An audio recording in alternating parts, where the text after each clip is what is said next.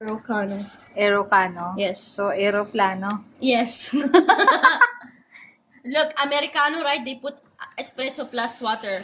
So this is espresso plus ice. And then you will steam it and it will become like super like frothy. I'll show you now.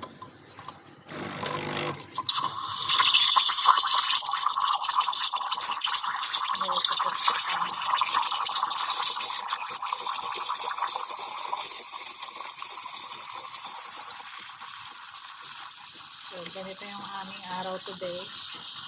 Wala kasi mga trabaho na. Biyernes pa lang wala ng trabaho. Okay. We don't want it to become too much hot. We just want to have air. We just want to add So, more kailangan air. magbabaw lang siya. Yes, more and more air and more air and more air. Okay. And then, Okay. Where's our...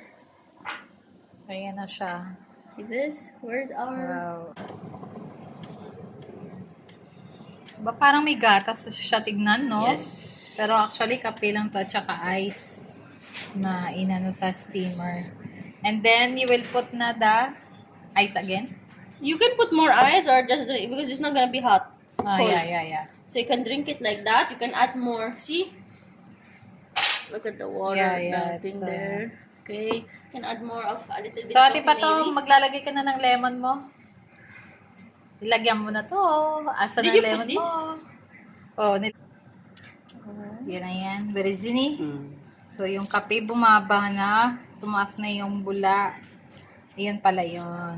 Piga-piga lang. So, titignan natin kung anong lasa. Pag ngumiwi si ate Patom, wala. Sorry guys, hindi ko maisama sa vlog yung aming mga mooks. So, yun. Yung... when we are getting paid, we Why will no, show. no S? ano Ice. es?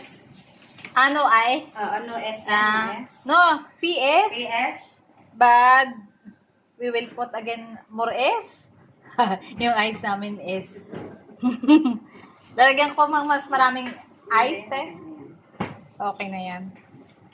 Okay na yan. Mag-enjoy kami. Ito naman sa aking gatas. So, bahala na kung masarap o hindi. Sige na yon. That's it for today.